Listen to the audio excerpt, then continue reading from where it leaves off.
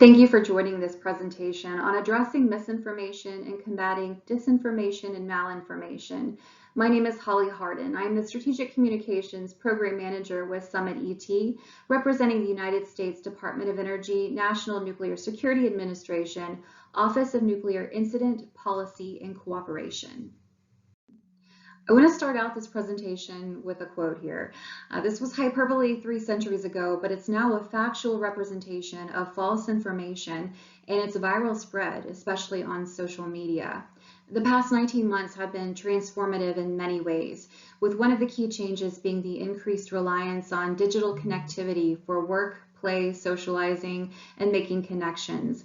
Indeed, the impacts of the COVID-19 pandemic and the various mitigation efforts have underlined the critical role the internet now plays in our everyday lives. And within that, it's also exacerbated our reliance on social media applications, which are increasingly serving a range of different purposes in our day-to-day routines. The problem now is combating information disorder. Information disorder syndrome is the sharing or developing of false information with or without the intent of harm, and it's categorized as misinformation, disinformation, and malinformation. Our challenge in this field is to ensure we provide our audiences relevant, timely, accurate information via a number of dissemination channels, and actively monitor and correct dis, and malinformation to promote informed decision-making in our very complex information ecosystem. Now, let's quickly discuss where we are in the current information ecosystem. Media trust worldwide has dropped by 8% just in the last year. In fact, each year, more and more people are losing trust in mainstream media, statistics show. In 2020, about 29% of US adults said they mostly trust news media.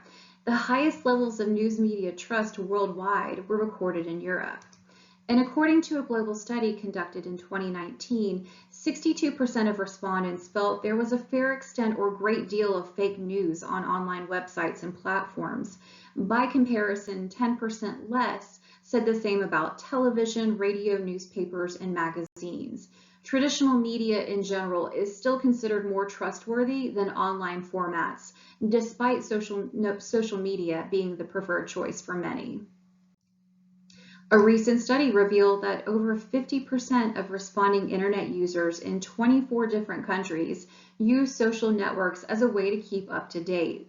At the same time, social media is also, sometimes unwisely, used for verifying the accuracy of online news.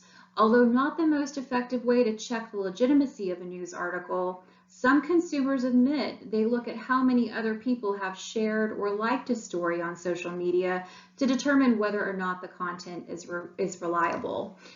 Yet at the same time, social media is the least trusted news source worldwide, and search engines are currently the most trusted news source worldwide, with 50% of people saying they believe information they find there. False rumors spread faster and wider than true information on Twitter. An MIT study found falsehoods are 70% more likely to be retweeted on Twitter than the truth. That same study also found that a false story is much more likely to go viral than a real story. A false story reaches people 6 times quicker on average than a true story does. Why is information disorder so dangerous? Well, as we've seen during the current pandemic, it has the ability to influence personal and group beliefs, personal and group behaviors, and also policies that govern populations. Let's talk a little bit more about the types of information disorder with some examples. Misinformation results from innocent reporting errors, satire, or parody that can be repurposed maliciously with the intent to deceive. For example, we often see misinformation spread during weather events. As information quickly changes, old information is often shared and reshared, many times unintentionally. Disinformation is fake content that is created with specific intent to deceive or incite audiences. We've seen disinformation spread rapidly during the COVID-19 pandemic. And malinformation occurs when facts are used maliciously and out of context to improperly influence audiences. We saw many examples of malinformation during the 2019 Notre Dame Cathedral fire. As responders and communicators, we need to think about what types of resources do we need to devote to combat these types of information disorder. And information disorder has proliferated largely due to advanced tactics and the evolution of the information ecosystem. Fake accounts are a linchpin of influence operations. While fake social media personas are nothing new, we've seen evolutions in how these accounts falsely present themselves. Perhaps the most interesting development is in the use of artificial intelligence or AI-generated profile pictures. Another tactic to evade detection is handle switching. With handle switching, users change not just their username and bio, but also their handles. This makes discovering and assessing their prior activity very difficult. And outsourcing is just another of many tactics bad actors employ. Just last year, Facebook and Twitter attributed at least 15 operations to private firms, such as marketing or PR companies. And while this phenomenon is nothing new to COVID-19, there are many lessons learned we can apply to our field. There were a number of underlying drivers that fed this dis and malinformation ecosystem during COVID-19, including individual liberties versus public good, the evolving nature of science, politicization and monetization of the virus. We saw many bad actors use the virus for political gain or to try to make money, and then inconsistent approaches. While these are not necessarily new, they are certainly contributing to the complexity of the current information ecosystem. So let's talk a little bit more about this relative to COVID-19. There was a real lack of information. This is a novel coronavirus. Information flow took time as we learned more, and information changed as we learned more. Mask policies and social distancing, those vary greatly across the world, even at the local level. There were mixed messages that impacted behavior and decision-making, not only at the individual level, but also at the group level. There were mixed messages and mixed respect for experts. We saw a diminishing value of expertise. People questioned who was an expert, what qualifies as expertise. These issues are certainly lessons learned we can apply to our field. So how can we help combat these issues? Is there a top-down communication strategy within our organization? Does leadership know about what's being said about the organization or incident on social media? We need to put credible, factual information in context. Context is so important.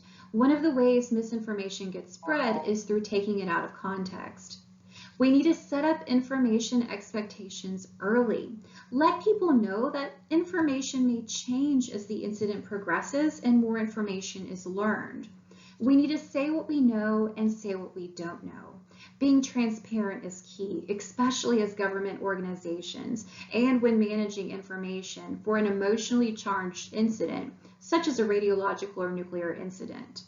And we can't put the lie in the lead. We must acknowledge there is misdis and malinformation being shared regarding our incident, but we must always provide the factual information first and include multiple credible sources to support the facts.